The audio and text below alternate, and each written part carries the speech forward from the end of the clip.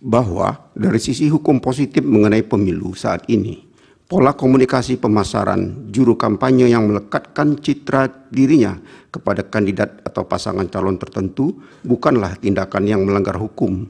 Namun, endorsement atau perlekatan citra diri demikian sebagai bagian dari teknik komunikasi persuasif potensial menjadi masalah etika manakala dilakukan oleh seorang presiden yang notabene dirinya mewakili entitas negara, di mana seharusnya presiden bersangkutan berpikir, bersikap, dan bertindak netral dalam ajang kontestasi pemilih pasangan presiden dan wakil presiden yang akan menggantikan dirinya sebagai kepala negara sekaligus kepala pemerintahan. Bahwa kedudukan presiden di Indonesia sendiri menurut Mahkamah memang dilematis antara posisinya sebagai kepala eksekutif atau pemerintahan hasil pemilihan umum, sebagai kepala negara simbol kedaulatan negara, sebagai kader dari partai politik yang mengusungnya dalam pemilihan umum, sekaligus sebagai warga negara Indonesia yang secara asasi mempunyai hak berpolitik antara lain mewujud dalam bentuk mendukung atau tidak mendukung calon atau kandidat tertentu.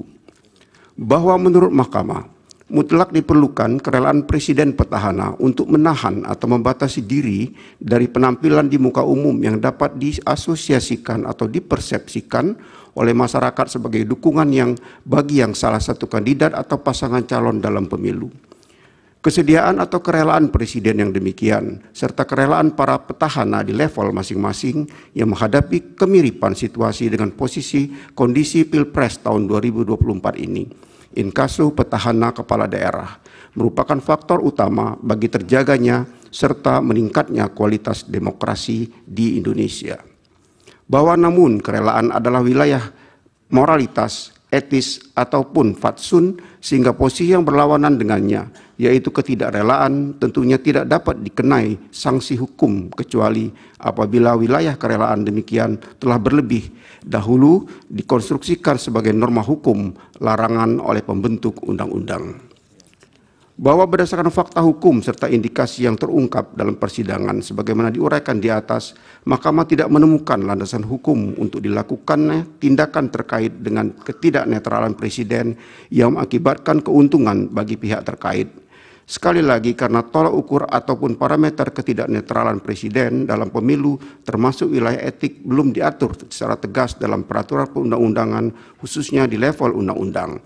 Apalagi Undang-Undang Dasar 1945 dengan tegas menyatakan bahwa hak untuk tidak dituntut atas dasar hukum yang berlaku surut adalah hak asasi manusia yang tidak dapat dikurangi dalam keadaan apapun. Vide pasal 281 ayat 1 Undang-Undang Dasar 1945. Bahwa terlepas dari anutan asas legalitas demikian, Mahkamah menegaskan perlu perubahan paradigma mengenai netralitas kekuasaan eksekutif demi mewujudkan pemilihan umum yang jujur dan adil sebagaimana amanat pasal 22E ayat 1 Undang-Undang Dasar 1945, pasal 22E ayat 1 AKUO dengan tegas menyatakan bahwa pemilu dilaksanakan berdasarkan azas langsung, umum, bebas, rahasia, jujur, dan adil. Tentunya perubahan paradigma demikian harus dilakukan melalui perubahan atas undang-undang mengenai kepemiluan. Sebagaimana telah tersinggung dalam pertimbangan hukum sebelumnya, termasuk dalam hal ini berkenaan dengan pemilu yang memenuhi azas jujur dan adil. Bahwa setelah Mahkamah mencermati fakta hukum mengenai latar belakang program Bansos yang merupakan dalam persidangan terutama dari dalil permohonan, pemohon serta keterangan menteri-menteri yang dipanggil Mahkamah, Mahkamah menemukan indikasi ketiadaan antisipasi presiden dan dampak kunjungan dan pembagian Bansos terhadap fairness pemilu presiden dan wakil presiden tahun 2024. Setidaknya, dari keterangan lisan 4 menteri dalam persidangan, Mahkamah tidak mendapatkan keyakinan akan bukti adanya maksud atau intensi dari presiden terkait dengan penyaluran bansos yang dilakukan oleh presiden dengan tujuan untuk menguntungkan pasangan calon presiden dan wakil presiden nomor urut 2. Oleh karena itu, menurut Mahkamah, tindakan presiden belum dapat dikategorikan sebagai pelanggaran terhadap hukum positif. Terlebih, dalam persidangan Mahkamah tidak menemukan bukti-bukti yang meyakinkan Mahkamah adanya korelasi dan hubungan kausalitas antara penyaluran bansos dengan pilihan pemilih.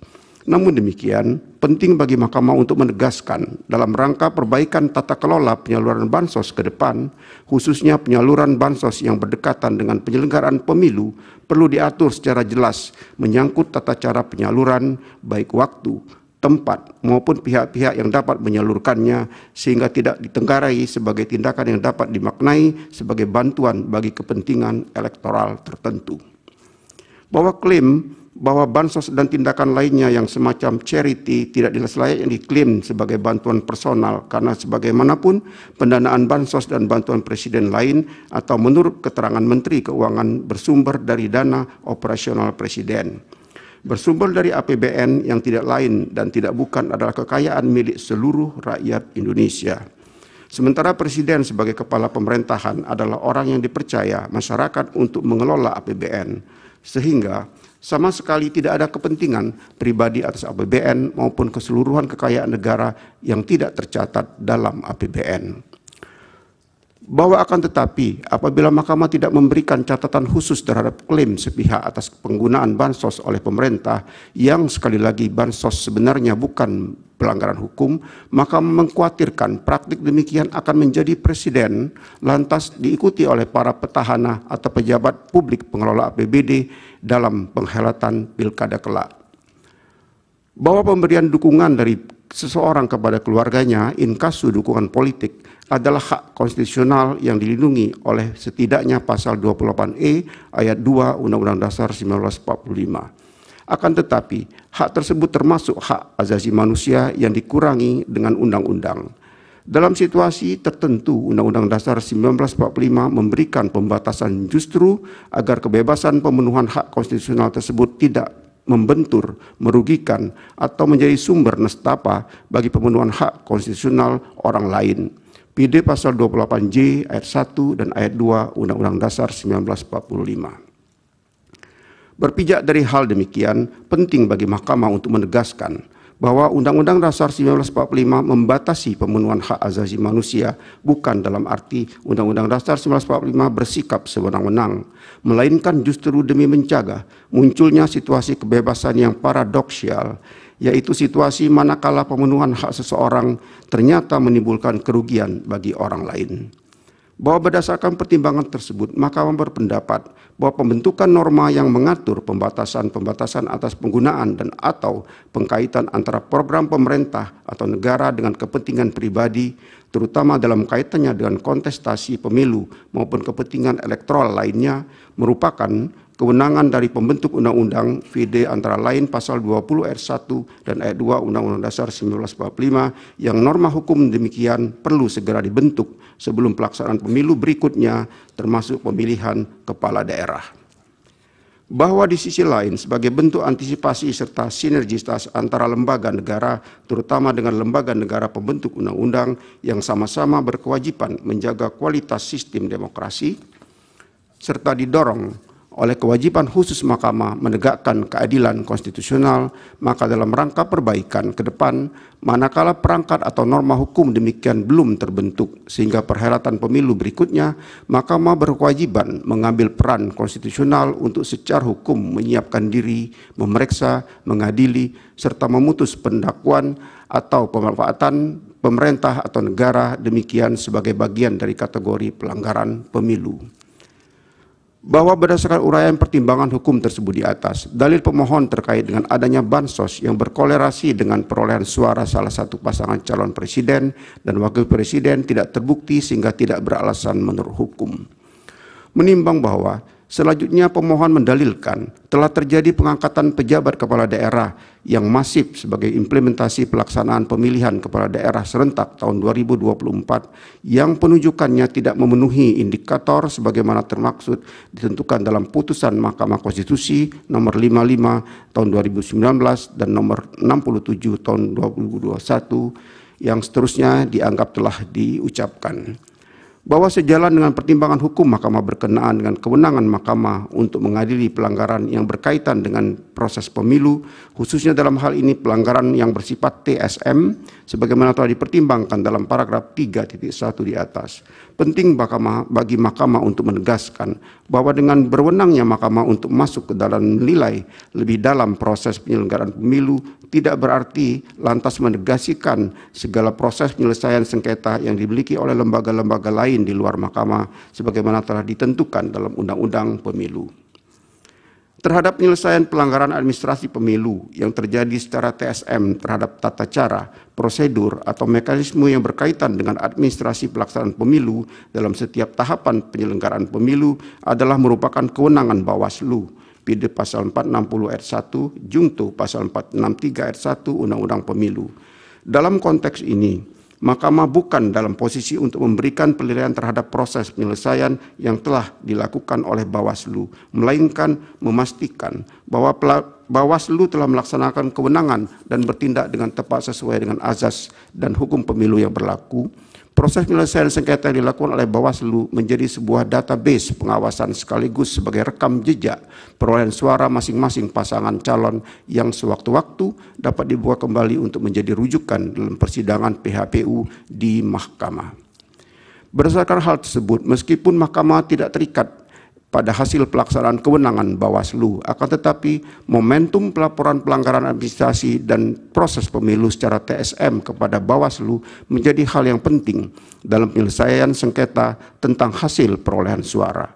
Sehingga dengan tidak adanya pelaporan pelanggaran pemilu secara TSM kepada Bawaslu, maka dapat dikatakan dugaan pelanggaran tersebut dianggap tidak pernah ada, kecuali dapat dibuktikan sebaliknya dalam persidangan. Secara konkret, posisi mahkamah terhadap proses pelaksanaan kewenangan Bawaslu dalam perselisihan tentang hasil pemilihan umum adalah memastikan lembaga pengawas pemilu telah secara seksama cermat melakukan pengawasan, penilaian, dan penindakan dengan memberikan keputusan atau rekomendasi sesuai dengan azas dan hukum pemilu yang berlaku. Demikian pula dalam hal tata kelola pemerintahan. Termasuk dalam hal implementasinya, lembaga DPR juga mempunyai kewenangan konstitusional untuk melakukan pengawasan dan hak kewenangan yang dimiliki. Melekat sepanjang periodisasi jabatan DPR yaitu 5 tahun, baik terkait dengan fungsi eksekutif maupun terkait dengan hal-hal yang berhubungan dengan pelaksanaan pemilu. Oleh karena itu, peran yang saling berkaitan tersebut tidak menjadi beban di pundak Mahkamah Agung yang hanya diberi waktu 14 hari kerja untuk menilai segala yang berkaitan dengan hasil pemilihan umum. Bahwa selanjutnya Mahkamah juga perlu menegaskan terkait kewenangan Mahkamah dalam mengadili pelanggaran berkenaan dengan proses pemilu. Khususnya dalam hal ini pelanggaran yang bersifat TSM adalah mengenai keterkaitan dan keterpenuhan masing-masing unsur pelanggaran pemilu yang bersifat TSM. Ketentuan pasal 286 Undang-Undang Pemilu dan penjelasannya telah menentukan definisi atas pelanggaran yang terjadi secara terstruktur, sistematis, dan masif. Pelanggaran terstruktur merujuk pada kecurangan yang dilakukan oleh aparat struktural, baik aparat pemerintah maupun penyelenggara pemilihan secara kolektif atau secara bersama-sama. Sedangkan pelanggaran sistematis merupakan pelanggaran yang direncanakan secara matang, tersusun, bahkan sangat rapi. Dan pelanggaran masif adalah dampak pelanggaran yang sangat luas pengaruhnya terhadap hasil pemilihan, bukan hanya sebagian. Selanjutnya yang juga perlu diuraikan serta dibuktikan dalam persidangan adalah hubungan kausalitas antara pelanggaran tersebut dengan kebebasan pemilih dalam menentukan pilihannya, sehingga menyebabkan penyelenggaraan pemilu tidak memenuhi azas langsung, umum, bebas, rahasia, jujur, dan adil yang pada ujungnya berdampak atau berpengaruh secara signifikan terhadap perolehan suara kontestan pemilu. Bahwa terhadap dalil-dalil permohonan terkait dengan pengangkatan pejabat kepala daerah dan perannya menggerakkan struktur di bawahnya untuk pemenangan pasangan calon nomor urut 2, termohon menyampaikan jawaban dan seterusnya telah dianggap diucapkan. Pihak terkait pun memberikan keterangannya dan seterusnya dianggap pula telah diucapkan. Bahwa menurut pemohon terdapat hubungan yang erat antara penunjukan penjabat kepala daerah dengan dugaan kecurangan pemilu sebagai berikut. Bahwa menurut pemohon, penunjukan penjabat kepala daerah yang didasari oleh peraturan pelaksana berupa Permendagri nomor 4 tahun 2023 tidak memenuhi indikator yang ditentukan dalam putusan Mahkamah Konstitusi nomor dan seterusnya dianggap telah diucapkan. Pemohon mengajukan bukti P4 bukti P37, bukti P38, dan bukti P310, serta ahli Johermansa Johan. Pihak terkait mengajukan ahli Margarito Kamis dan Halilul Khairi dan saksi Gani Muhammad, Andi Batara Lifu, Ahmad Doli Kurnia, dan Supriyanto. Bawaslu menyampaikan keterangan telah melakukan tugas pencegahan berdasarkan surat keputusan Bawaslu dan seterusnya dianggap telah diucapkan. Bawaslu mengajukan bukti PK3 dan bukti PK4. Bahwa setelah Mahkamah memeriksa secara saksama dalil pemohon, jawaban termohon, keterangan pihak terkait, bukti-bukti surat atau tulisan yang diajukan pemohon dan pihak terkait, serta saksi dan ahli yang diajukan oleh pemohon dan pihak terkait, keterangan Bawaslu, serta bukti-bukti yang diajukan, dan fakta yang terungkap dalam persidangan, Mahkamah mempertimbangkan sebagai berikut. 1. Bahwa pembentuk undang-undang telah menyusun desain penyelenggaraan transisi pemilihan umum kepala daerah atau pemilu kada yang terdiri dari 4 gelombang, yaitu pelaksanaan pemilu kada serentak tahun 2015, tahun 2017, tahun 2018, tahun 2020, dan tahun 2024. Adapun tujuan penyelenggaraan transisi ini adalah menuju penyelenggaraan pemilu kada serentak secara nasional setiap 5 tahun yang akan dimulai pada tahun 2024. Pembentuk undang-undang memilih untuk melaksanakan pemilu serentak dalam 2 tahap, yaitu pertama, pemilihan umum serentak untuk memilih anggota DPR dan DPD, presiden dan wakil presiden, dan anggota DPRD. Kedua, beberapa waktu setelahnya dilaksanakan pemilu kada serentak secara nasional. Sebagai implikasi dari dipilihnya pemilu serentak dalam 2 tahap oleh pembentuk undang-undang tersebut, adalah penundaan pelaksanaan pemilu kada yang seharusnya dilaksanakan pada tahun 2022 dan tahun 2023 hingga akan dilakukan secara serentak pada tahun 2024. Penundaan pelaksanaan pemilu kada tersebut berimplikasi pada kosongnya jabatan kepala daerah yang masa jabatannya berakhir pada tahun 2022 dan tahun 2023.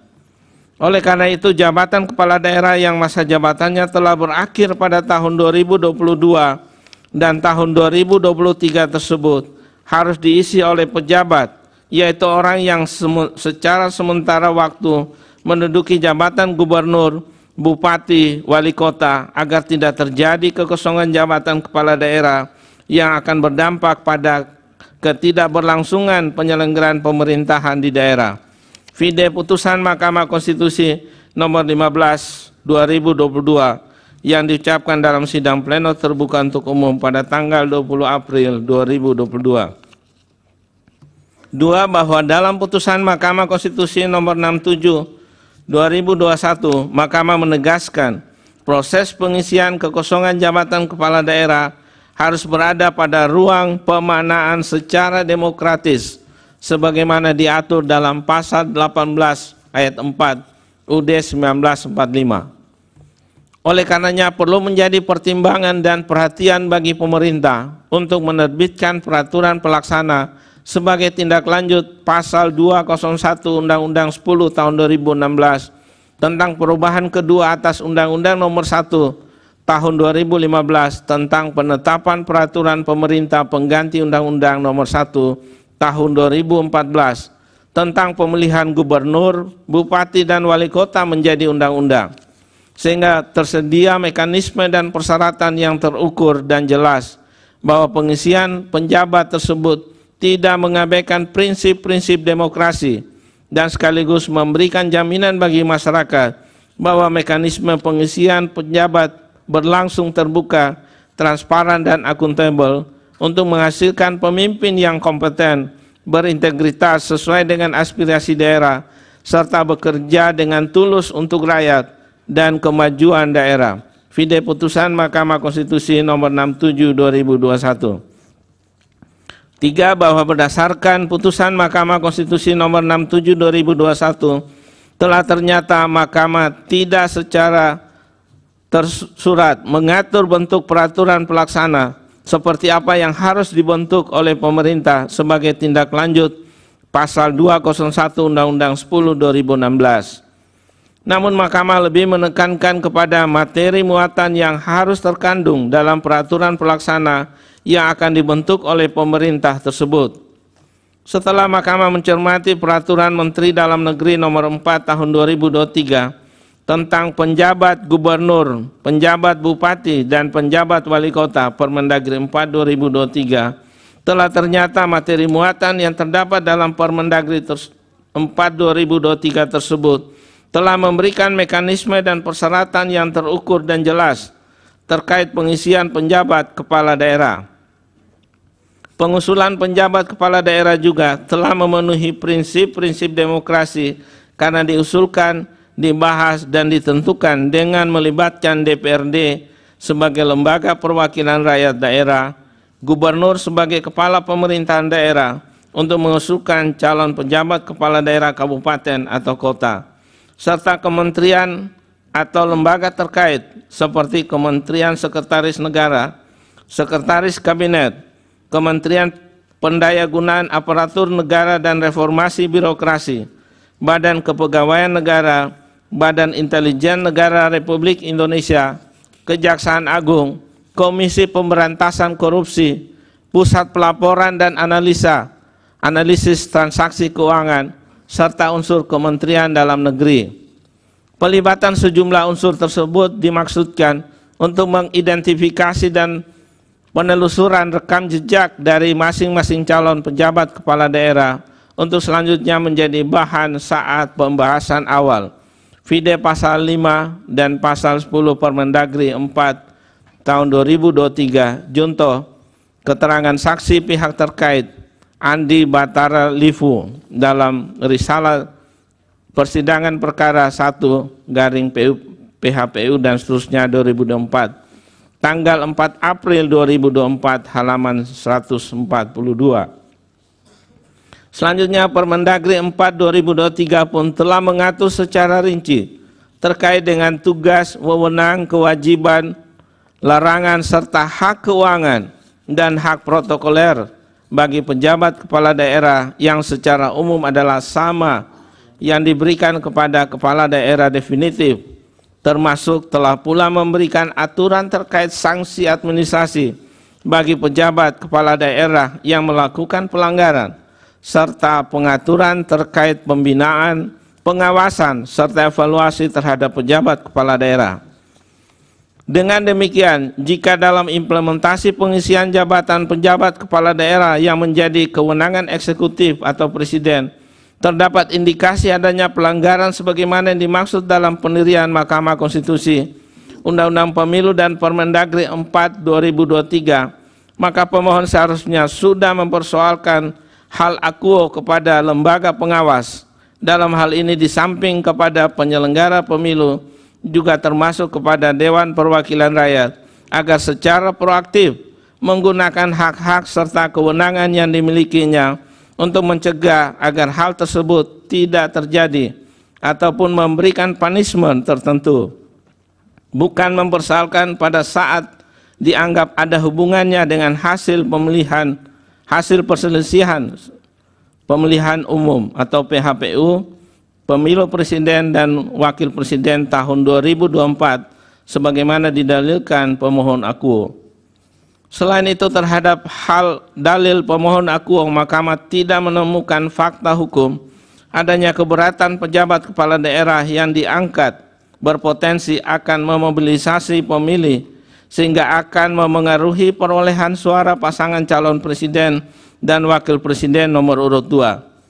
Terlebih lagi, proses penunjukan pejabat kepala daerah sudah sesuai dengan ketentuan peraturan perundang-undangan yang berlaku, sebagaimana fakta hukum dalam persidangan yang dijelaskan oleh saksi dari Kementerian Dalam Negeri dan DPR. Di samping hal tersebut merupakan bentuk implementasi norma yang menjadi ranah pelaksanaan tugas pemerintahan.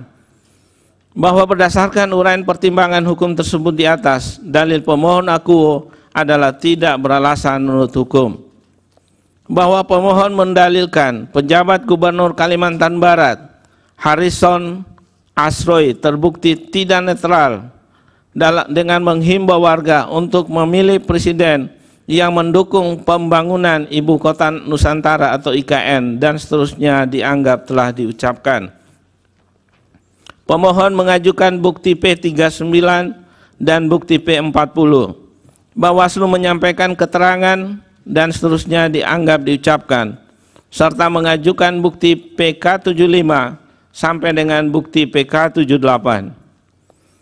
Bahwa setelah mahkamah memeriksa secara saksama dalil pemohon, jawaban termohon, keterangan pihak terkait, bukti-bukti surat atau tulisan yang diajukan pemohon, dan keterangan Bawaslu, serta bukti-bukti yang diajukan, mahkamah mempertimbangkan dugaan pelanggaran pemilu yang dilakukan oleh pejabat Gubernur Kalimantan Barat, Harrison Asroy, telah ditindaklanjuti oleh Bawaslu sesuai dengan kewenangannya, termasuk juga telah dibahas dalam sentra Gakumdu yang juga telah melibatkan unsur kepolisian dan kejaksaan. Bawaslu juga telah meneruskan hasil temuannya kepada KASN yang ditindaklanjuti sesuai dengan peraturan perundang-undangan yang berlaku, sebagaimana bukti PK75 sampai dengan bukti PK78. Dengan demikian, menurut mahkamah berkenaan dengan dalil akuo, Bawaslu telah melaksanakan tugas dan kewenangannya dalam melakukan pengawasan penyelenggaraan pemilu, khususnya terkait dengan netralitas ASN, sehingga tidak relevan lagi dengan dalil untuk memilih presiden yang mendukung pembangunan IKN.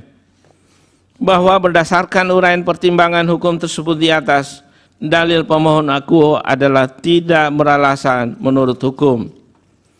Bahwa pemohon mendalilkan pejabat Gubernur Bali Sang Made Mahendra Jaya memerintahkan melakukan pencopotan baliho pasangan calon nomor urut 3 Ganjar Mahfud dan seterusnya dianggap telah diucapkan. Pemohon mengajukan bukti P41, Bawaslu menyampaikan keterangan dan seterusnya dianggap diucapkan. Bawaslu mengajukan bukti PK82, bahwa setelah mahkamah memeriksa secara saksama dalil pemohon, jawaban termohon, keterangan pihak terkait, bukti surat atau tulisan yang diajukan pemohon, dan keterangan Bawaslu beserta bukti-bukti yang diajukan, mahkamah mempertimbangkan dugaan pelanggaran pemilu yang dilakukan oleh pejabat Gubernur Bali Sang Made Mahendra Jaya telah ditindaklanjuti oleh Bawaslu sesuai dengan tugas, kewenangan, dan kewajibannya. Adapun menurut mahkamah, tindakan penurunan baliho maupun bendera partai politik selama kunjungan presiden lebih bersifat insidentil untuk mengantisipasi kehadirannya, bukan menjadi bagian dari representasi salah satu partai politik, dan bukan pula menunjukkan keberpihakan presiden kepada salah satu partai politik maupun peserta pemilu. Terlebih setelah acara kunjungan kerja presiden berakhir, baliho maupun bendera dimaksud dikembalikan ke tempat semula tanpa adanya kerusakan. Vide bukti PK82. Bahwa berdasarkan uraian pertimbangan hukum tersebut di atas, dalil pemohon akuo adalah tidak beralasan menurut hukum. Bahwa pemohon mendalilkan pejabat Gubernur Jawa Tengah Nana Sujana yang merupakan purnawirawan Polri terindikasi tidak netral dan seterusnya dianggap telah diucapkan. Pemohon mengajukan bukti P44 dan bukti P45. Bawaslu menyampaikan keterangan berdasarkan hasil pengawasan dan seterusnya dianggap telah diucapkan. Bawaslu mengajukan bukti PK76 dan bukti PK79 sampai dengan bukti PK81 serta saksi Nurholi. Bahwa setelah mahkamah memeriksa secara saksama dalil pemohon, jawaban termohon, keterangan pihak terkait, bukti-bukti surat atau tulisan yang diajukan pemohon, dan keterangan Bawaslu beserta bukti-bukti yang diajukan, Mahkamah mempertimbangkan dugaan pelanggaran pemilu yang dilakukan oleh pejabat Gubernur Jawa Tengah atas nama Nana Sujana telah ditindaklanjuti oleh Bawaslu sesuai dengan tugas, kewenangan, dan kewajibannya. Berdasarkan hasil pengawasan Bawaslu, menurut Mahkamah, tindakan pejabat Gubernur Jawa Tengah yang memberikan sambutan kedatangan terhadap Prabowo Subianto sebagai Menteri Pertahanan tidak dapat dibuktikan sebagai bentuk pelanggaran kampanye pemilu karena tidak memenuhi unsur niat untuk menguntungkan atau merugikan salah satu peserta pemilu. Namun tindakan tersebut lebih merupakan suatu kebiasaan atau penghormatan yang dilakukan oleh pemerintah daerah kepada setiap pejabat negara yang datang ke daerahnya, yang juga sudah umum dilakukan oleh penjabat maupun kepala daerah lainnya.